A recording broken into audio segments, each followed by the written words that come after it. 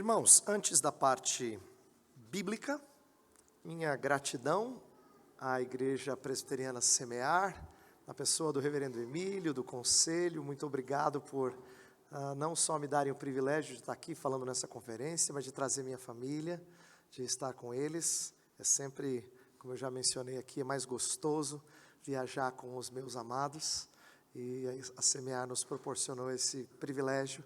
Então, pelo contato com vocês, ainda que rápido, é muito bom. Então, minha gratidão, queria expressar aqui formalmente, né? Não só de pregar a palavra, de ensinar e levá-los a refletir sobre a nossa cidadania celestial, mas também o privilégio de desfrutar da comunhão dos santos. Inclusive, eu vou falar um pouquinho disso hoje, à medida que a gente encerra essa conferência e esse tempo de meditação. Eu quero falar um pouco sobre essa comunidade chamada igreja e que papel ela ocupa na nossa cidadania celestial, tá bom? Mas eu vou convidar você a abrir um texto conhecido, belo, que tem tanta coisa para explorar, que depois que eu terminar eu vou me sentir frustrado, porque eu vou dizer assim, eu sabia que tinha mais para falar sobre isso, né? Abra em Isaías capítulo 52, Isaías 52, nós vamos ler a famosa canção do servo sofredor, que vai do 52:13 ao 53:12. Antes de ler o texto, deixa eu repetir aquilo que eu falei na primeira noite, na quinta-feira. Eu disse que a gente ia aprender sobre o mesmo tema a partir de diferentes autores bíblicos.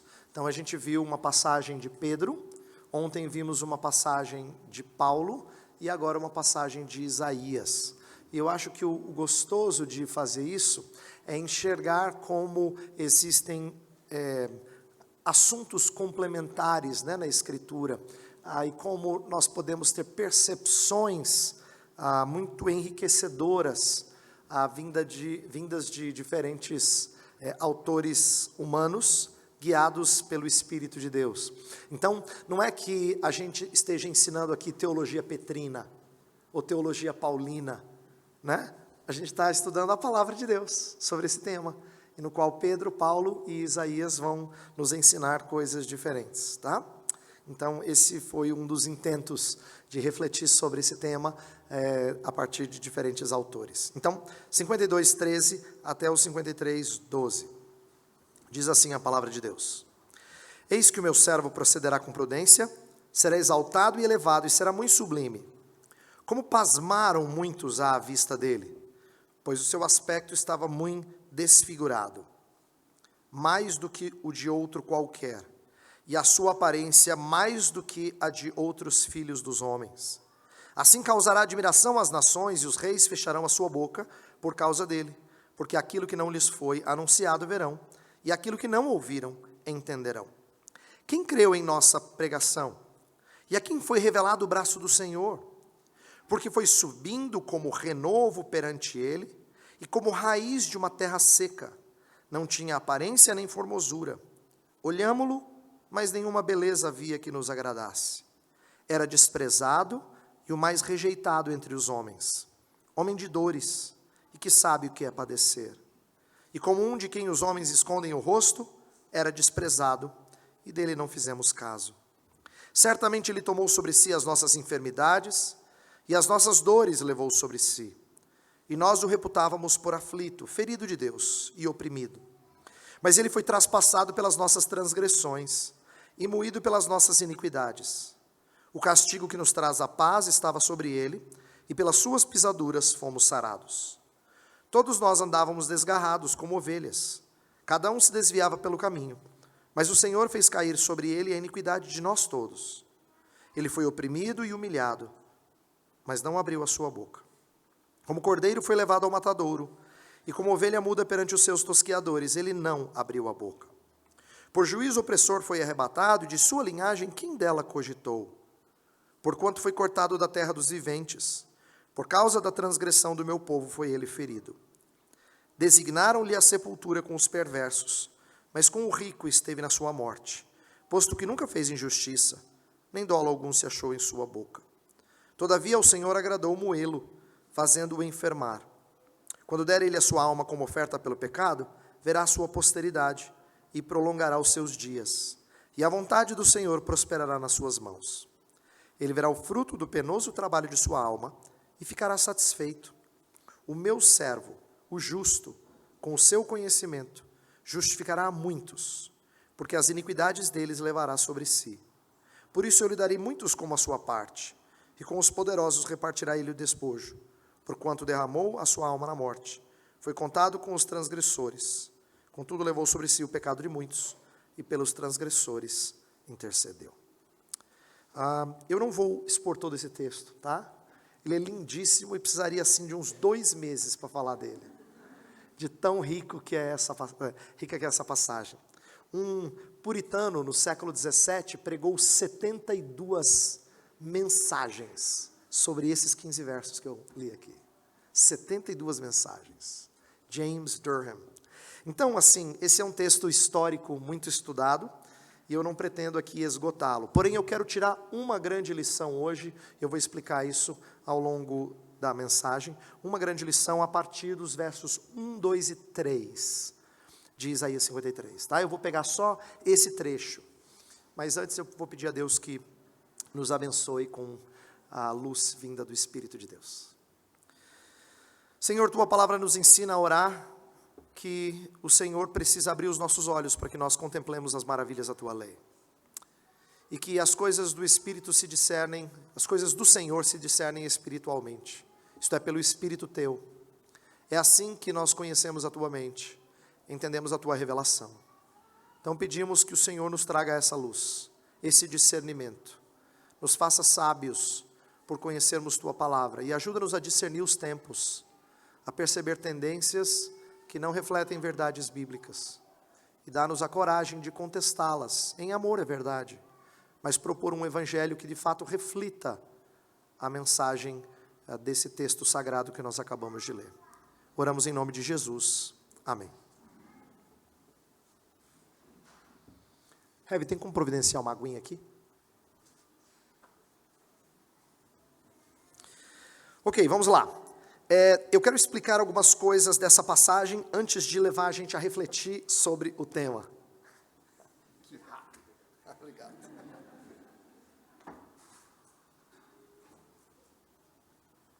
O pessoal daqui é eficiente demais. Então, veja só. Eu quero explicar um pouquinho dessa passagem antes da gente entrar no tema, tá? Essa passagem de Isaías 52, 13 a 53, 12... ela é chamada de o cântico do servo sofredor. A razão pela qual ela é chamada de cântico é porque um estudioso do final do século XIX entendeu que Isaías tinha escrito 4 canções, 4 textos bem poéticos sobre a figura messiânica.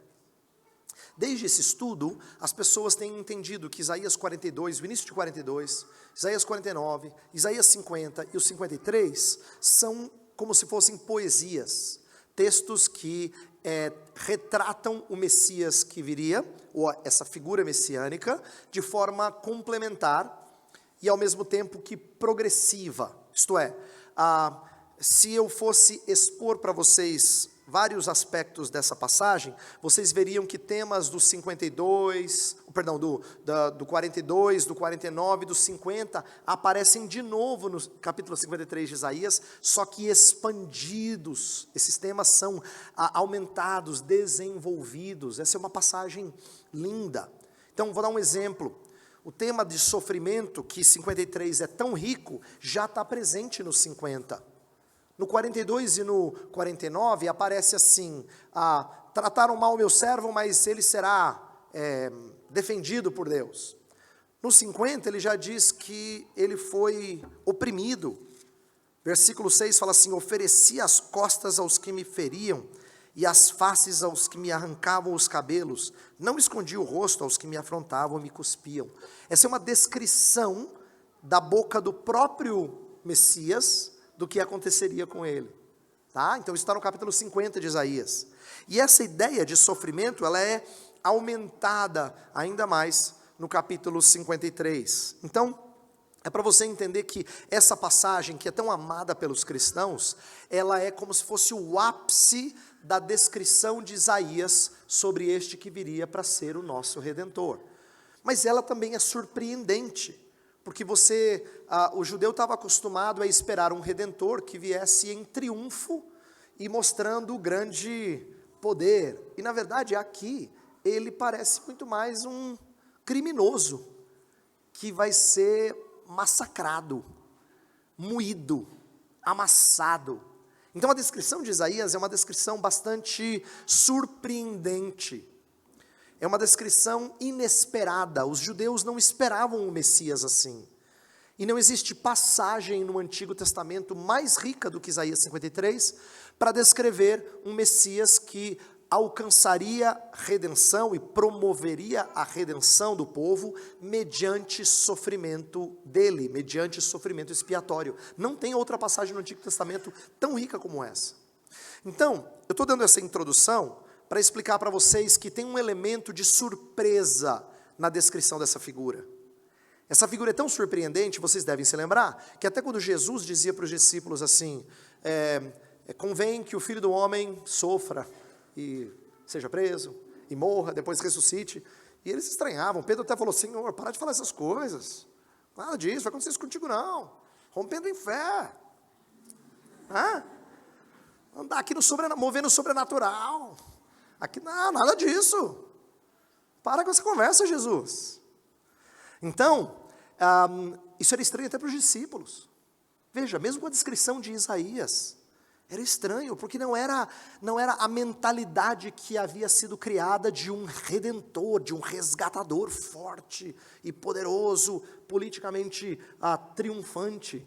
Então, Isaías 53, o primeiro elemento importante, que eu quero pintar esse cenário para vocês entenderem a nossa passagem, que tem um elemento de surpresa. Esse Messias é surpreendente. Um outro aspecto que vale a pena pelo menos mencionar, bem rapidinho, é de que essa é uma poesia que tem versos, e os versos eles conversam entre si. Por exemplo, muitos estudiosos entendem que esses 15 versículos são divididos em 5 estrofes, e as estrofes fazem uma espécie de versão espelhada. A primeira e a quinta se parecem, a segunda e a quarta se parecem, e a terceira, que está no meio, apresenta a razão de todo o sofrimento desse servo. Então é como se, nessa estrutura literária que é chamada de quiasmo, é como se ele estivesse mostrando beleza, ao mesmo tempo que ensinando coisas para você que vão amarrar essa figura. Então, por exemplo, o começo do cântico fala de triunfo, no versículo 13, ele será muito exaltado, aí depois sofrimento, sofrimento, sofrimento, sofrimento, no final fala que ele vai ser exaltado, vai ressuscitar a muitos, verá o fruto do penoso trabalho de sua alma e ficará satisfeito, ele terá com os poderosos repartirá ele o despojo. Então a ideia é de que ele vai ser um conquistador, mas começa no início e no final, no meio tem sofrimento. Então a canção, essa poesia, ela é descrita de forma muito bela, e ela apresenta alguns insights que se complementam. O trecho que a gente vai estudar daqui a pouco, com um pouco mais de atenção, que é a segunda estrofe dessas 5, que é o verso 1 a 3 do 53, ela apresenta a humilhação desse servo, mas ela foca mais na humilhação dele, no seu nascimento e na sua vida. Já os versículos 7 a 9, que são a quarta estrofe, vai focar na humilhação dele da última semana. Semana da paixão, como ela é chamada, e a morte na cruz, e o seu sepultamento. Então, até nisso, Isaías foi conduzido pelo Espírito de Deus para fazer algumas belezas virem à tona e, ao mesmo tempo, enriquecer o nosso entendimento dessa figura, 700 anos antes dela pisar nessa terra. Então ele antecipa a obra expiatória de Jesus com muita beleza. Feita essa introdução, eu quero agora explicar para vocês que tanto o elemento surpreendente quanto essa estrutura vão nos ensinar algumas coisas. Mas eu vou começar e eu vou priorizar essa surpresa. Porque eu creio que essa surpresa que eu disse da apresentação do Messias, ela também tem algo a nos ensinar sobre a nossa cidadania. Eu creio que há muitos cristãos hoje em dia que têm se confundido com respeito à sua participação na sociedade e a maneira como ele deve lutar por certas causas, defender certas pessoas, buscar certos direitos e assim por diante. E isso eu não estou falando dos descrentes, eu vou mencionar coisas aqui relacionadas à sociedade em geral, mas eu estou preocupado com a absorção que cristãos têm feito desse tipo de linguagem. Eu não estou falando de movimentos que só ímpios defendem, estou falando de coisas que já adentram o seio da Igreja de Cristo, e por isso nós devemos nos preocupar. Deixa eu destacar o meu ponto nesta manhã, a minha ênfase, a minha preocupação social nesta manhã. Nós somos uma geração bastante preocupada com preconceito, com inclusão social, e com essa preocupação em relação a pessoas que são deixadas de lado, são segregadas, são oprimidas. A sociedade tem tentado conscientizar as pessoas de que existem grupos que são marginalizados por diversas razões. Então, já há bastante tempo, mas nos nossos dias ainda mais, há uma preocupação muito grande em mostrar aqueles que são marginalizados pela sua raça. Então é o caso de movimentos que lutam, por exemplo, pelos negros, ou pelos nativos de um lugar, tipo indígenas, ou outros dessa natureza, ou gente que mostra a marginalização em decorrência da sua posição social, gente menos afortunada, vamos dizer assim, gente com menos recursos, então, como pobre, acaba sendo marginalizado num país como no Brasil, ou a sua limitação funcional. Olha que interessante, os nossos tempos hoje têm se preocupado com coisas que antes não eram motivo da nossa preocupação, que é assim, como é que a gente encaixa quem tem algum tipo de deficiência física? É interessante isso. E o que eu vou chamar a sua atenção é que nós temos algumas preocupações justas e lícitas e muito bonitas, misturadas com algumas tendências perigosas. Mas olha como a preocupação com preconceito e com limitações tem feito com que gente com deficiência sejam incluídos e haja regras e leis para encaixá-los e dar novas oportunidades a eles. Existe uma grande preocupação em falar de preconceito religioso. Olha como no mundo ocidental há muita gente defendendo a religião islâmica, dizendo vocês são preconceituosos, achando que eles são todos terroristas. Então há uma defesa em prol da religião islâmica, por causa desse interesse por preconceito, inclusão social. Mesma coisa com o movimento homossexual. Vocês acabam segregando, afastando pessoas cuja identidade é uma identidade gay, por exemplo. Então, todos esses movimentos, o que eu quero chamar a sua atenção é que todos esses movimentos, não importa em que grau você os considere certo ou errado, vamos falar disso daqui a pouco, eles estão refletindo uma tendência dos nossos dias. Uma tendência maior para com pessoas não serem excluídas. Veja, vocês que são um pouquinho mais velhos, cabelos brancos como os meus, tá? Os mais jovens talvez não se lembrem tanto disso, mas até você que é mais jovem, comparado com os meninos, você vai falar assim, na minha época não tinha bullying, não é? Na minha época não tinha bullying, você virava homem, né? Fala assim, cara, vai voltar para casa agora choramingando, não é verdade? Mas olha como essa preocupação nas escolas é muito forte. Nós vivemos num tempo em que isso é muito sério, muito sério. As pessoas levam isso tanto a sério porque vira uma das grandes causas pelas quais elas lutam. Ninguém pode ser excluído. Nós temos que incluir todo mundo. Então, existem elementos muito interessantes dessa luta, uma preocupação e uma sensibilidade que em parte é admirável, mas em outra parte é preocupante. Preocupante porque nós somos uma geração emocionalmente mais vulnerável. É interessante isso. Muitos dos mais velhos têm notado como a geração mais nova, e aqui eu falo com vários jovens que estão me ouvindo, que a gente às vezes é muito chorão, muito reclamão. E os mais velhos falam assim, não acredito, cara.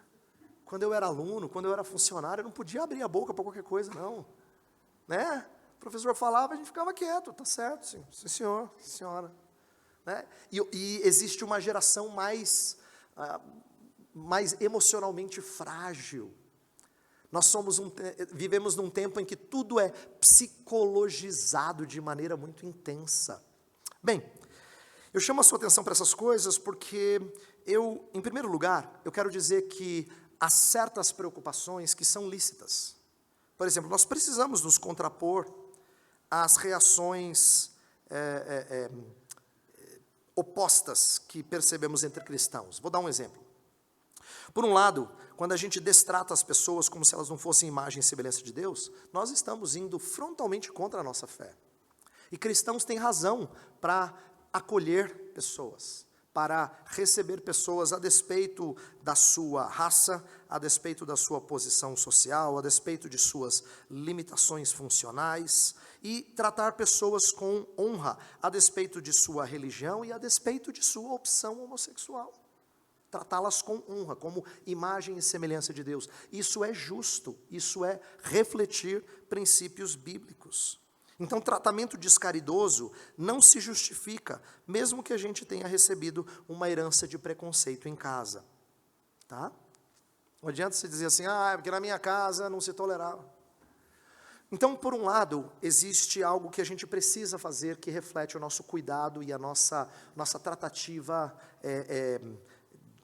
do ser humano como imagem e semelhança de Deus. Por outro lado, a minha preocupação é que o conceito de justiça tem sido muito desvirtuado em nossos dias. Muito desvirtuado. Por exemplo, há muitos cristãos, e eu me espanto com alguns até de boa teologia em alguns aspectos, que começam a defender a ideia de reparação por pecados antigos. Então, assim, se os nativos no Brasil, né, os índios ou na América do Norte, ou mesmo os negros por causa da escravidão, se eles foram alvo de atrocidades no passado, então agora você tem que promover reparação. Reparação. Só que a reparação é defendida assim, o princípio de restituição, ele é defendido gerações depois, quando o transgressor não está mais presente, aquele que foi atacado e prejudicado não está mais presente, e ainda assim fala-se de restituição.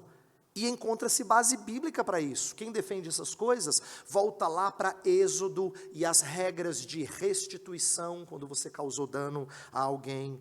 Usa-se o texto de Lucas 19, que é de Zaqueu, quando ele restitui o dano que ele causou para com outras pessoas, tudo para defender o princípio de restituição. E eu estava lendo há um tempo atrás, um autor que diz assim, tem gente que diz assim, mas isso aí vale quando você cometeu um dano, e quando assim, foi gerações atrás. Aí ele sacou de Esdras capítulo 6, a ideia de que gerações depois, um monarca determinou que deveria haver um cuidado para com o povo judeu por causa de um dano praticado lá atrás. Então, quer dizer, ele achou um texto bíblico para defender um movimento social que é influenciado muito mais por ciências humanas do que por uma visão escriturística de reparação. Então, a defesa é de que o Estado deve reconhecer o seu erro no passado e promover agora uma reparação para com certos grupos sociais.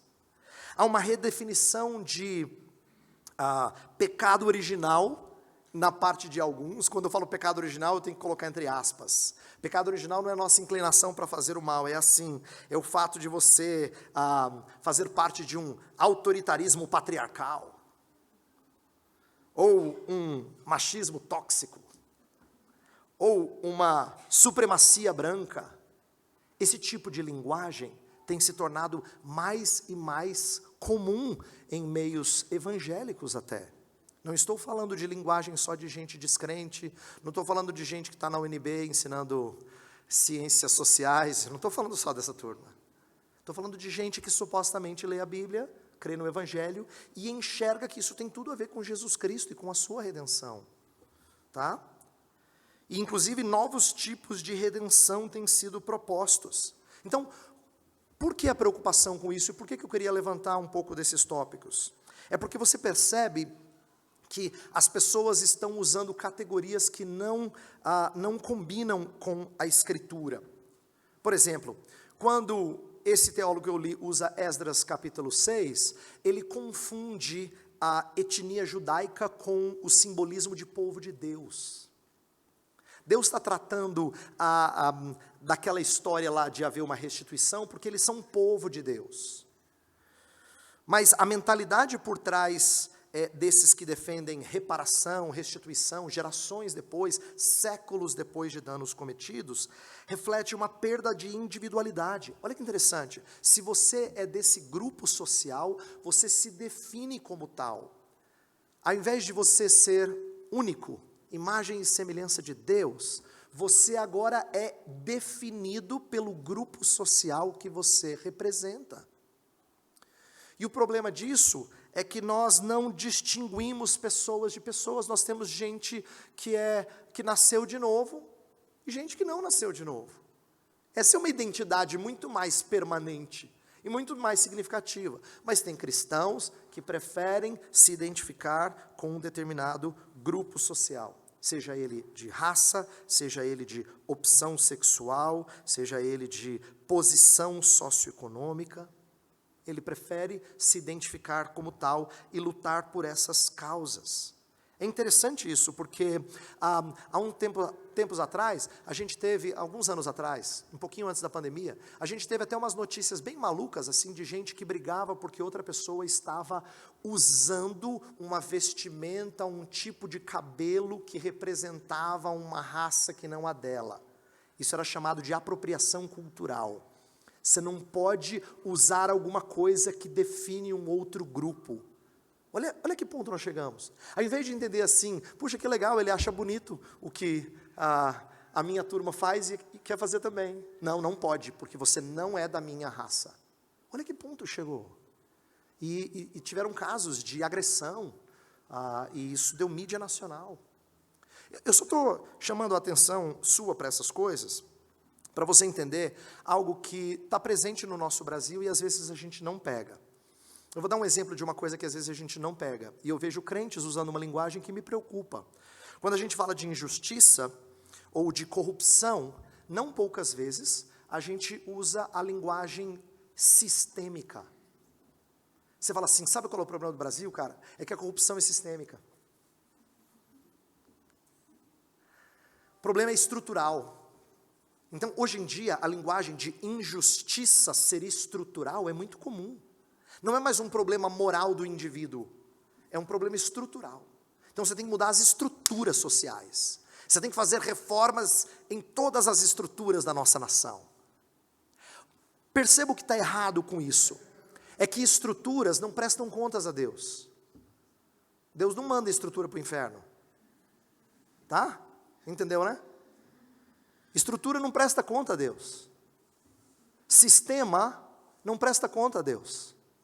A Escritura não fala assim, vou cobrar o sistema tributário. Ela não fala assim. Ela fala de pessoas. Na Escritura são pessoas que prestam contas a Deus. Seres criados à imagem e semelhança de Deus. Então todo tipo de injustiça nunca é cobrado de estruturas. Eu não posso dizer que o problema no Brasil é o sistema. Quando eu uso essa linguagem, eu despersonalizo o mal. E aí eu fico sem responsabilidade social, entendeu? Você fala assim, cara, o problema é o sistema. O Brasil não vai por causa disso, é o sistema, cara. Muita burocracia, sabe? Burocracia não tem endereço, entende? Você não vai bater na porta da burocracia e falar assim, burocracia, ajuda aí. Não, então, é muito... Olha como a gente foi recheado dessa linguagem e a gente não percebe. Nós usamos essa linguagem no dia a dia. Só que o que eu quero dizer é que isso não é uma cosmovisão bíblica. Ela reflete uma despersonalização da culpa. A gente bebeu isso sem perceber. A gente atribui culpa àquilo que não é pessoal. Aquilo que não tem endereço, não presta contas.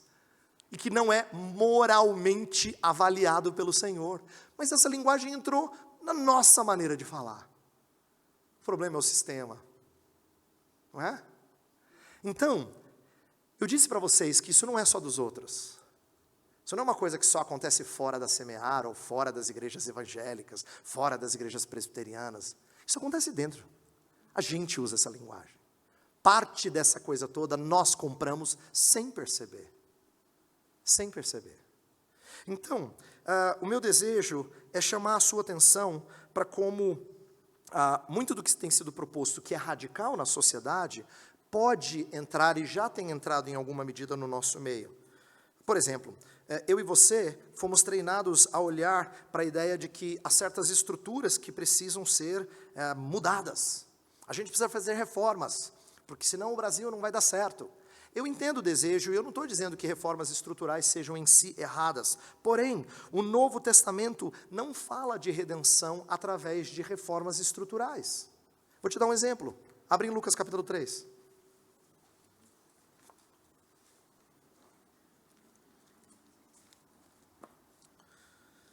Lucas capítulo 3, a partir do versículo 11.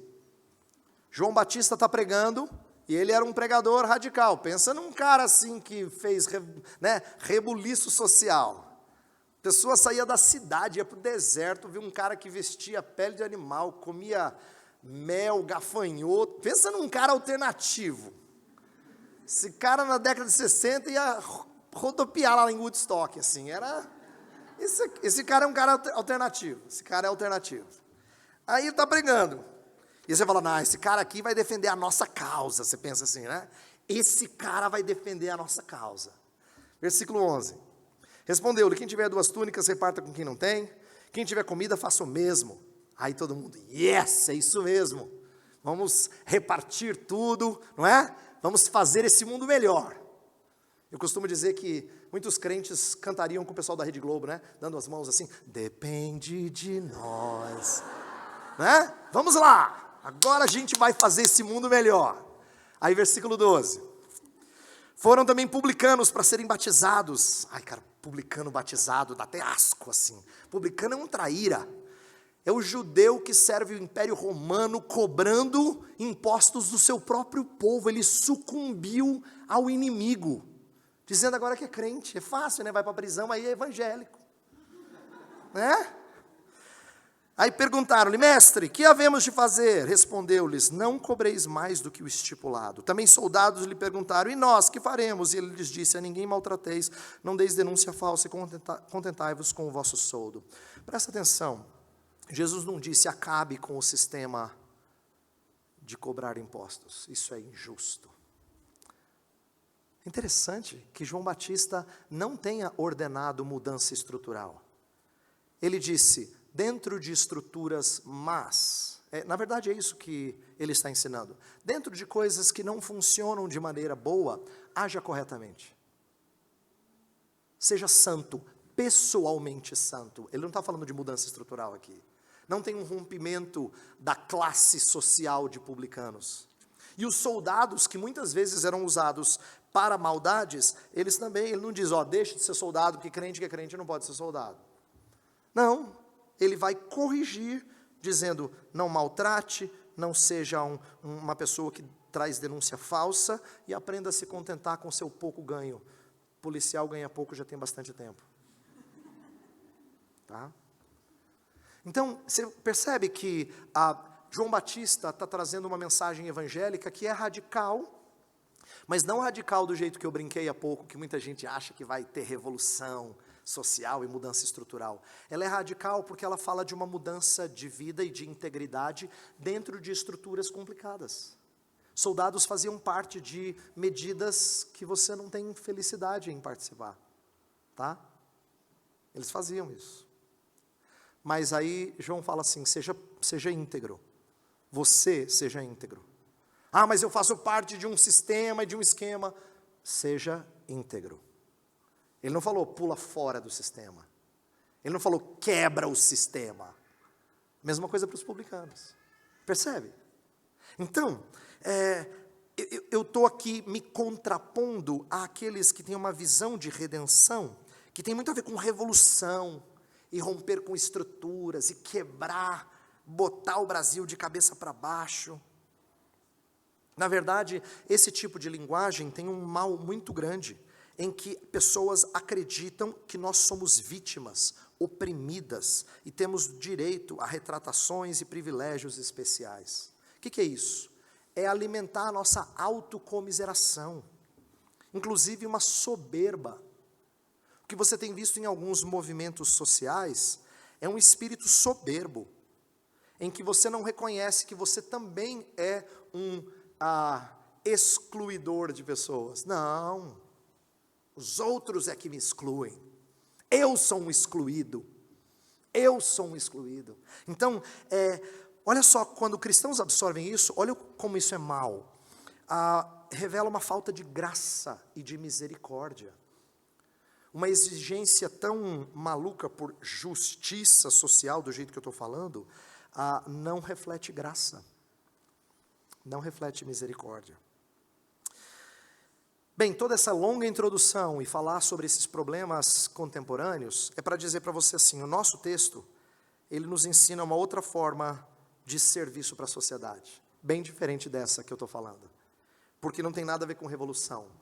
O servo de Isaías 53, verso 7, foi oprimido, humilhado e não abriu a boca. É muito maluco isso. O servo de 53 não é alguém que conduz os fiéis a uma revolução social. Não tem nada disso. E mais, o nosso texto também diz que a raiz da nossa marginalização não são as estruturas da sociedade, são o nosso próprio pecado. Olha o versículo 4. Certamente ele tomou sobre si as nossas enfermidades e as nossas dores, e nós o reputávamos por aflito. Verso 5, ele foi traspassado pelas nossas transgressões, e moído pelas nossas iniquidades. Eu quero que você atente para o seguinte, nesse texto que a gente leu, só tem um que foi segregado, e não é você. Não é você. Você segregou outro. Você afastou outro.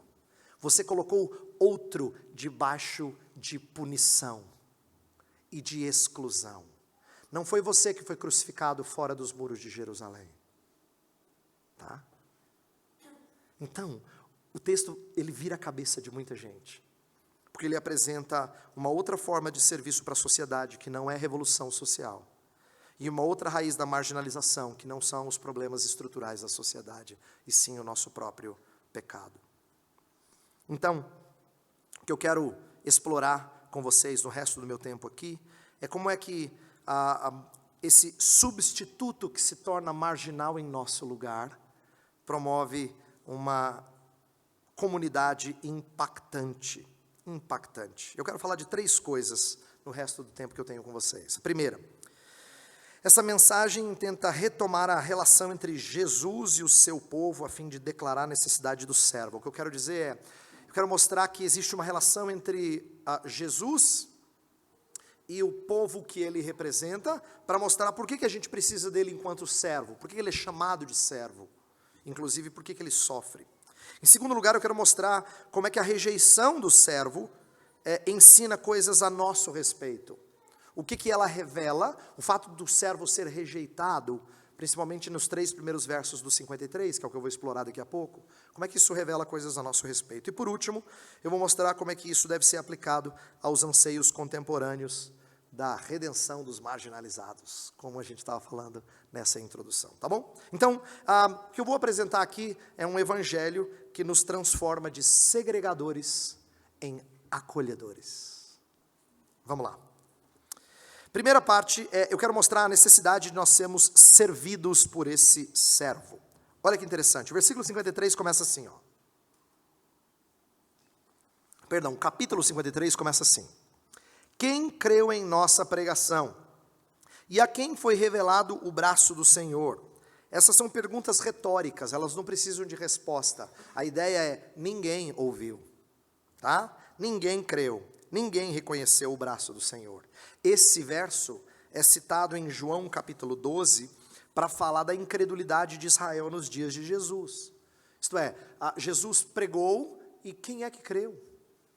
Inclusive, olha que interessante, em João 12, abre lá sua Bíblia para você ver essa citação. João 12, a partir do versículo 37, diz que Jesus fez muitos milagres. Olha o braço forte do Senhor. João 12:37. Embora tivesse feito tantos sinais na sua presença, não creram nele. Para se cumprir a palavra do profeta Isaías que diz: Senhor, quem creu em nossa pregação? E a quem foi revelado o braço do Senhor? Por isso não podiam crer, porque Isaías disse ainda: cegou-lhes os olhos e endureceu-lhes o coração, para que não vejam com os olhos nem entendam com o coração e se convertam e sejam por mim curados. Isso disse Isaías porque viu a glória dele e falou a seu respeito. Contudo, muitos dentre as próprias autoridades creram nele, mas por causa dos fariseus não o confessavam, para não serem expulsos da sinagoga, porque amaram mais a glória dos homens do que a glória de Deus. Olha que texto fantástico. Diz que Jesus fez tantos sinais na presença deles, verso 37, mas eles não creram nele. Por quê? Para se cumprir a palavra de Isaías. Quem creu em nossa pregação e a quem foi revelado o braço do Senhor. Aí João faz uma aplicação muito legal. Ele amarra não só Isaías 53, mas Isaías 6 com a história de Jesus. Aí ele cita Isaías 6, que é a ideia, aquela visão do Senhor assentado num alto e sublime trono, e os seres angelicais diziam: santo, santo, santo é o Senhor dos exércitos. Lembra daquela passagem? Ela é bem conhecida, né? Então Isaías teve aquela visão, e aí ele foi chamado para pregar, e ele pregaria para uma geração que não ouviria. Aí João pega esses dois trechos de Isaías e diz assim: sabe, Isaías viu a glória dele, mas esses homens não viram. Eles amaram mais a glória dos homens. Você percebe que o mesmo ser, para Isaías, é santo, santo, santo. Os serafins têm que cobrir o rosto e os pés. Ele viu a glória dele. Para os incrédulos, ele é feio, como a descrição de Isaías 53. Olha que contraste de visão, de percepção, de ótica mesmo. Então, veja, isso revela a incredulidade de Israel. Israel foi o povo que não entendeu e não incorporou a ideia de ser servo, inclusive de servir outras nações. Então, muitos estudiosos dizem que Jesus é o único que serve como Israel deveria ter servido. No livro de Isaías, o povo de Israel é chamado de servo também, mas como servo falhou na sua função. No entanto, viria um servo ideal, e ele faria o que Israel não realizou, falhou em realizar. Coisas que a nação pecadora não pôde fazer, ele fez. Então é interessante que ele seja chamado de servo, porque ele precisa vir cuidar do povo, que não consegue cumprir a missão dada por Deus. O Messias é aquele que vem nos servir, e para que a gente seja, em alguma medida, útil na vida de outros, nós precisamos ser primeiramente servidos por Ele. Então o ponto que eu quero dizer em primeiro lugar é o seguinte: não faz sentido a gente falar de socorro aos necessitados em qualquer esfera da sociedade, se antes a gente não falar de nós sermos socorridos. Esse texto ensina para a gente que nós somos servidos em primeiro lugar. Precisamos ser alvo da redenção dele, para nos tornarmos uma comunidade integradora de pessoas. Antes do que falar do quanto a gente tem que fazer, a gente tem que ter uma percepção cada vez mais grandiosa de como nós fomos resgatados dessa miséria. Sabe, Jesus tinha noção de que o Messias deveria ser desprezado pelos homens. Veio para os que eram seus, e os seus não o receberam. Mas, embora Jesus soubesse, os discípulos não sabiam. Abre em Lucas capítulo 18. Lucas capítulo 18. A partir do versículo 31, Jesus vai dizer assim, ó: tomando consigo os 12, disse-lhes: eis que subimos para Jerusalém, e vai cumprir-se ali tudo quanto está escrito por intermédio dos profetas no tocante ao Filho do Homem. Pois será ele entregue aos gentios, escarnecido, ultrajado e cuspido, e depois de o açoitarem, tirar-lhe-ão a vida, mas ao terceiro dia ressuscitará. Olha só, Jesus resumiu aqui coisas que estão em Isaías 53. Estão em outros lugares da Escritura, mas nenhuma passagem do Antigo Testamento fala tão claramente do desprezo do Messias quanto Isaías 53. Então ele está falando de certa forma do nosso texto. E aí, olha a reação dos discípulos: Eles, porém, nada compreenderam acerca dessas coisas. E o sentido dessas palavras era-lhes encoberto, de sorte que não percebiam o que ele dizia.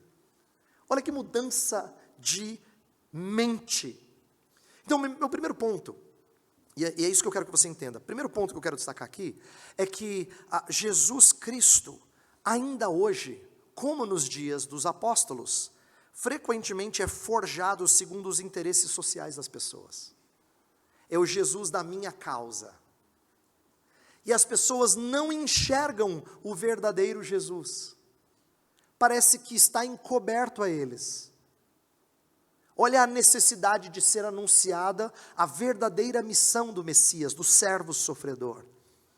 Mas para muita gente, Jesus é feito segundo a sua imagem e semelhança.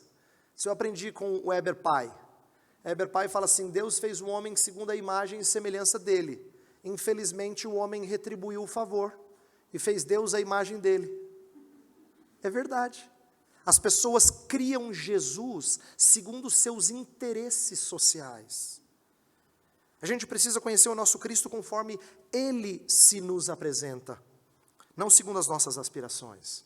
Então a primeira coisa que a gente tem que aprender é que, antes do que falar de mudanças sociais, nós precisamos entender como é que nós somos carentes do seu serviço, carentes do seu socorro, e termos uma mudança de mente, de coração, para compreendermos redenção. Segunda coisa, eu quero agora me deter nos três versos iniciais lá de Isaías 53, eu quero falar da rejeição do servo.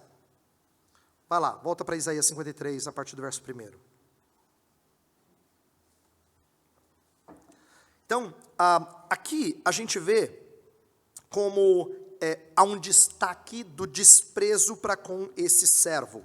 No versículo 1, que a gente já leu, o nós aqui é motivo de muita controvérsia entre alguns estudiosos. Quem são esses que não creram, né? Alguns dizem que é Israel, outros dizem que é o profeta. A ideia é a seguinte: você pode traduzir o hebraico de duas maneiras. Você pode traduzir quem creu no que nós ouvimos, seria o povo falando. Quem é que creu? Ninguém creu naquilo que nós ouvimos. Ou você poderia traduzir quem creu no que ouviu de nós. E seria mais próximo daquilo que a gente tem na Almeida atualizada. Quem creu no que nós pregamos, essa é a ideia, não é? E eu vou aqui optar pela segunda tradução, sem entrar em grandes detalhes da minha razão para escolher isso, mas eu quero explicar que a maneira como o Novo Testamento se apropriou dessa passagem revela um interesse de enfatizar a pregação sendo desprezada.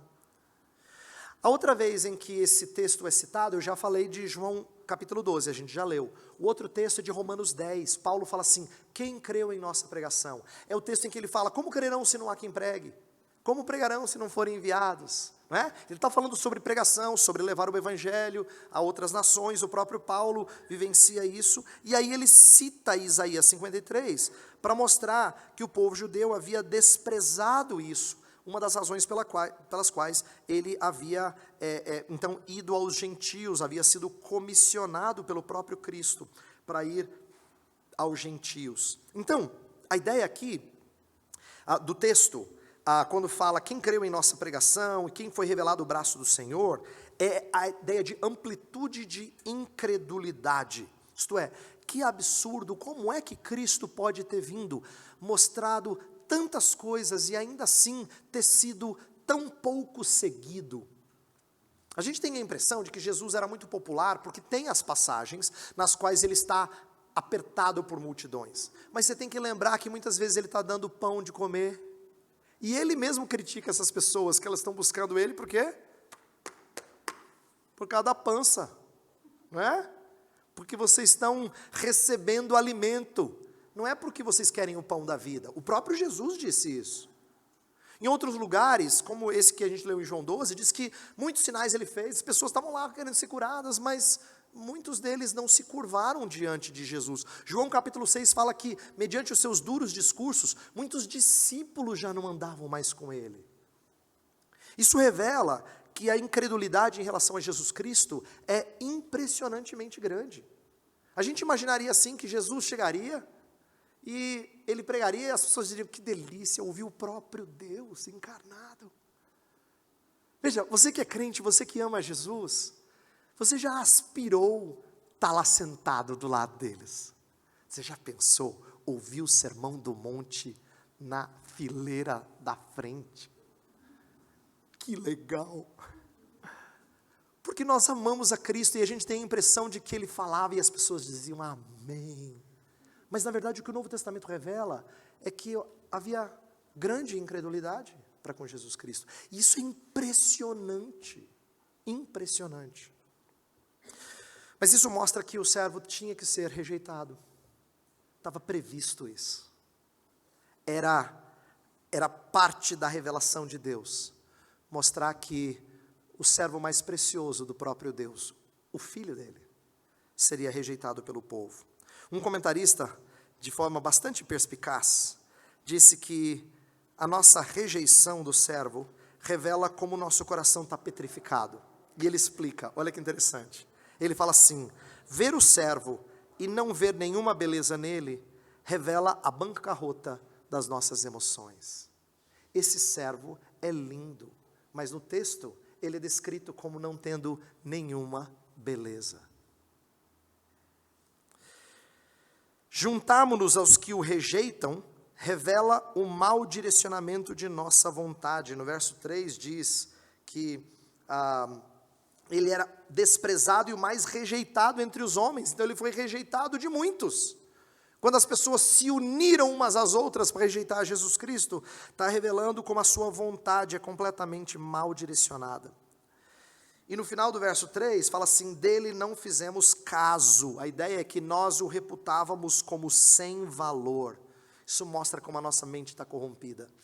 Então, esse comentarista está falando que as nossas emoções estão estragadas, nossos desejos estão estragados, nossos pensamentos estão estragados. É interessante, mas que amplitude de rejeição. Os versos 2 e 3 vão descrever a insignificância do servo aos olhos dos homens. Ele é comparado a um broto, a um renovo. O verso 2 fala, porque foi subindo como um renovo perante ele, como raiz de uma terra seca. A gente está acostumado a ouvir a palavra renovo como sendo sinônimo de esperança, porque às vezes é usada assim no Antigo Testamento. Tudo muito seco, mas vem um renovo. Mas aqui renovo significa um broto que tira nutrientes da árvore principal. Então o que você faz? Você arranca fora. Para que você quer lá um brotinho disputando os nutrientes numa terra seca, já que você quer que a planta cresça? Jesus Cristo é comparado com um renovo, um brotinho, que todo mundo fala assim, arranca isso fora, você não vai produzir nada. Então ele é tratado com desdém, essa é a ideia. Ele é como um broto insignificante, como uma raiz que rompe o solo seco, mas que todo mundo sabe que não vai dar em nada, porque o sol vai matar. Então o que você faz? Arranca, cara. Arranca, porque isso aqui é só praga, é mato, não é produtivo. Então as comparações agrícolas são para dizer assim, Jesus foi tratado desse jeito. Não é uma linguagem de esperança, é uma linguagem de desprezo. Quando o texto fala assim, olhámo-lo, mas nenhuma beleza havia que nos agradasse. Lembra, esse é o Rei dos Reis, e ele não é comparável aos olhos dos homens, nem a Saul e a Davi, que eram homens belos. A Escritura destaca a beleza desses que foram escolhidos, no começo da monarquia de Israel, mas esse rei é diferente deles, as pessoas não veem beleza nele.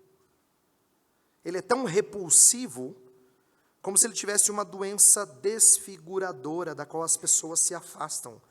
O verso 3 fala que ele era o mais rejeitado entre os homens escondem o rosto, é como se ele tivesse uma lepra. Essa é a ideia de ser desfigurado. Sabe, essa descrição do servo, da rejeição dele, revelam assim o desejo de Deus cativar você com a mensagem verdadeira, mas através de instrumentos bastante modestos, em alguns casos até contraintuitivos.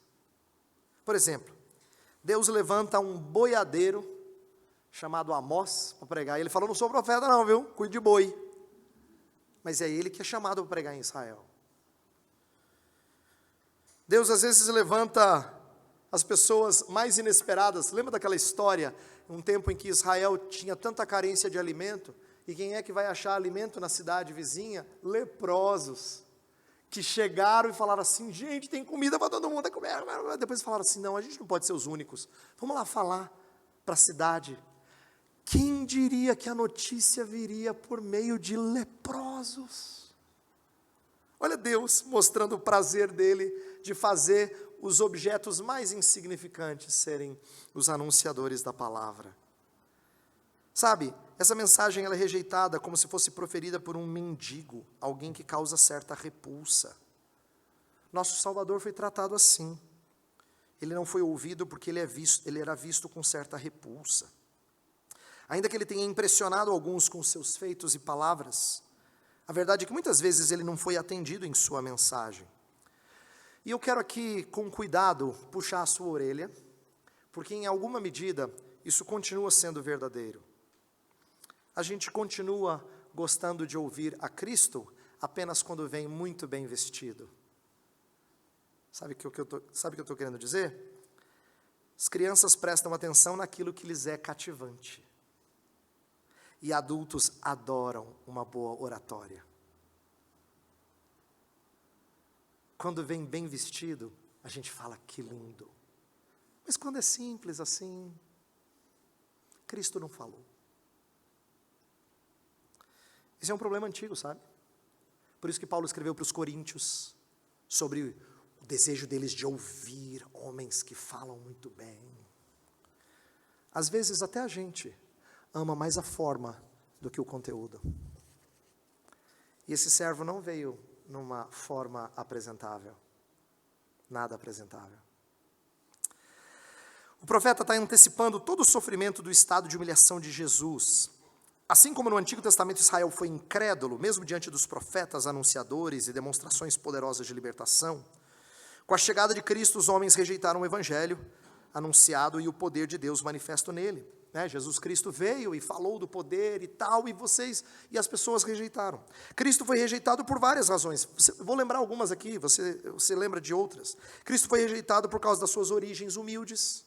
Então, o texto fala que ele é como raiz de uma terra seca. A ideia de que ele teve um começo singelo. Uma interpretação metafórica que alguns fazem dessa comparação é de que ele começou sem nenhuma promessa. E você se lembra que as pessoas desprezavam ele porque ele era nazareno. Fala assim: cara, de Nazaré vem alguma coisa que presta? Ele foi desprezado por suas companhias, por participar de festas. Foi desprezado por fazer o bem no sábado. Foi rejeitado pela elite religiosa. E eventualmente sofreu na crucificação. Então, quando Isaías fala, voltando para o nosso texto, quando Isaías fala que ele era homem de dores e sabe o que é padecer, ele está escolhendo palavras muito bem. Era necessário que ele fosse marginalizado. Bem, agora vem para a lição, para nós. O que esse texto revela a nosso respeito? É que nesse texto, nós não somos os marginalizados. O texto apresenta o povo como marginalizador. O povo é marginalizador.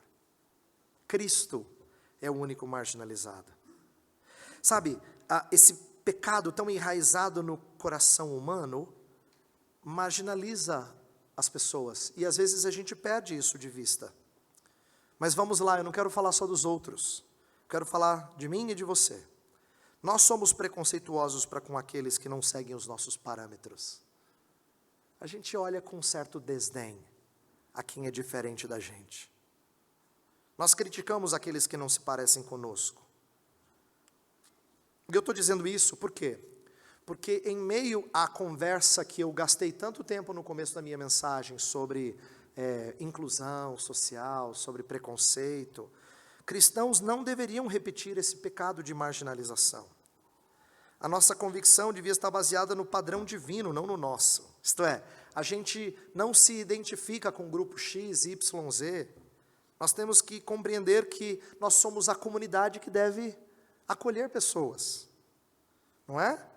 Seguindo o exemplo de Cristo, a gente abraça o sofrimento, lembra? Aquele que era ultrajado não revidava com ultraje, antes entregava-se àquele que julga retamente. Está lá em 1 Pedro capítulo 2. E fala para nós seguirmos os passos dele, para fazer como ele fez. Então, primeira coisa que eu quero chamar a sua atenção é que se nós somos marginalizados ou desprezados na sociedade, a primeira coisa é que a gente não luta primordialmente por inclusão.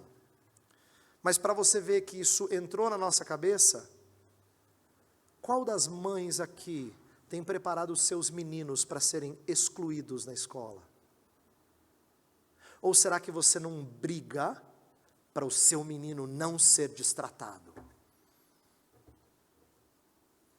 A gente não é muito diferente de mulher descrente, entende? Se a gente luta por inclusão somente, e não os prepara para serem marginalizados, a gente perdeu de vista um pouco do que está sendo dito aqui, acerca do servo e daqueles que se identificam com esse servo. Último ponto da minha mensagem. Partindo do pressuposto de que esse texto rico pode ser aplicado a diferentes situações, eu quero aplicá-lo agora para a ideia de marginalizações sociais e aquilo que eu falei tanto no começo. Nenhuma pessoa que se sente marginalizada é no sentido pleno da palavra vítima inocente. Primeira coisa que eu quero dizer que é difícil de engolir para quem foi encharcado por essas filosofias sociais, por teorias críticas, é que ela não é vítima inocente. Não é. Aquele que era absolutamente santo foi marginalizado como um miserável de rua. Ele é o único marginal que foi vítima no sentido pleno da palavra. O único. Todos nós sofremos até menos do que os nossos pecados merecem. Eu não estou dizendo que a gente não sofre injustamente. Por favor, não diga que o pastor Heber disse que todo mundo sofre, que tinha que sofrer mesmo. Não, nós sofremos injustiças. Mas o que eu quero que você entenda é que, ainda que nós soframos injustiças, elas não são injustas do ponto de vista de nossa relação com Deus. Elas podem ser injustas nas nossas relações sociais, mas verticalmente o Senhor podia despejar muito mais sobre nós, do que de fato que nós sofremos. Então, ainda que nós experimentemos injustiças sociais, perante Deus a gente está no lucro, entendeu? Você podia sofrer mais. Essa é a primeira ducha de realidade, que a gente precisa ser lembrado. A gente também tem que anunciar uma mensagem que a solução para as marginalizações sociais é aquela nova comunidade que eu falei, em que nós todos somos igualados como pecadores indignos. Não, aqui não é um grupo de gente boa, gente decente, gente do bem, gente que vai fazer Brasília melhor. Não, é uma cambada de gente doente, mas que veio de joelhos pedindo socorro ao médico dos médicos. Não é? Então, nós somos os marginalizadores que reconhecemos que a gente marginalizou, mas fomos alcançados por um marginal que sofreu em nosso lugar. Nosso pecado impede de sermos os instauradores de plena justiça social. Impossível. Ainda tem pecado dentro da gente. Nós precisamos de um servo, um escravo que assuma os nossos pecados, as nossas marginalizações, a fim de criar um novo povo composto de servos remidos. Ele, de acordo com o verso 5, ele recebeu o castigo que nos trouxe a paz. A ideia é ele que consegue promover relações sociais e verticais de paz. Essa é a boa nova que nós temos de anunciar, muito diferente de qualquer notícia ouvida em jornais nas diversas mídias. Então, meu incentivo à medida que eu encerro aqui é, aproveite essa linguagem que a gente está refletindo e apresente o Evangelho mesmo em meio às conversas políticos-sociais. Isso é, o povo de Deus, em primeiro lugar, ele não é eticamente definido. Ele não é eticamente definido. Jesus é a favor do fim do etnocentrismo. Ele não quer que você se identifique com a sua raça, com o seu grupo, com a sua tribo, nada disso. As histórias de Jesus contra a incredulidade judaica, a favor da fé dos gentios, samaritanos sendo destacados sobre os judeus, tudo isso mostra que o povo de Deus chamado à existência não é definido por raça ou etnia, nem por comprometimentos políticos. Olha o grupo de apóstolos, tinha cobrador de imposto, tinha zelote. Olha só que bagunça. Tinha gente que trabalhava para o governo, tinha gente que era contra o governo. E tinha pescador. E aí, fora de tempo, ele chama um doutor, chamado Saulo. Olha que mistura. E eu só estou falando dos apóstolos. Não estou falando de vocês. Mas olha que mescla. Vou pedir, para a gente encerrar, eu vou pedir que você abra a sua Bíblia em Marcos capítulo 1.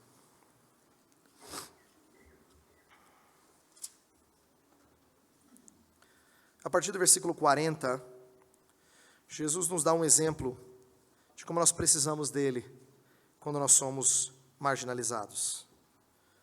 Aproximou-se dele um leproso, rogando-lhe de joelhos: se quiseres, podes purificar-me. Você sabe o que um leproso significa? Nos dias de Jesus era um marginalizado. Era alguém que perdeu as suas relações sociais, elas foram cortadas. Ele não pode conviver com seus amados. Ele é tratado como um marginal. E ele faz algo ousado, ele se aproxima de Jesus, portanto ele quebra barreiras sociais, correndo o risco de ser severamente castigado por não obedecer regras. Ele se aproxima de Jesus, e ele roga de joelhos, olha a sua súplica, ele reconhece que ele é marginal. Se quiseres, podes purificar-me. Jesus, profundamente compadecido, como lhe é próprio, estendeu a mão, tocou-lhe e disse-lhe: quero, fica limpo. No mesmo instante lhe desapareceu a lepra e ficou limpo. Quando Jesus cura aqui o leproso, algo lindo acontece, e para nós esse aqui é o momento ápice, né? É o momento mais glorioso desse milagre, porque ele integrou esse homem à comunidade. Se ele não é mais leproso, significa que agora ele vai poder voltar para a sua família. Ele vai poder rever os seus amados. Ele vai poder ir para o templo, cultuar o Senhor.